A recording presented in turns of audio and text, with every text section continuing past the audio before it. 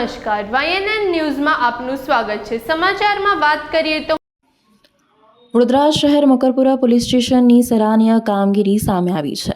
Makarpura police station હદ વિસ્તારમાં આવેલ તરસાલી બાયપાસ રંગાજી હોટલની પાછળ જાડી ઝાંખડા બાવળના ખેતરમાં 11 જેટલા ઈસમો પત્તા પાનાનો જુગાર રમી રહ્યા હતા।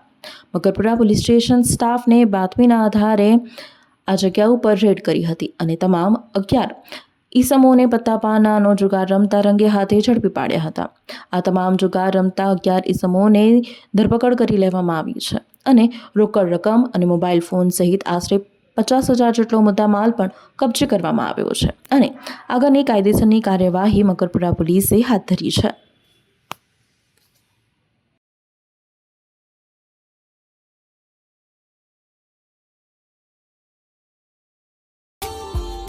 Subscribe now and press the bell icon.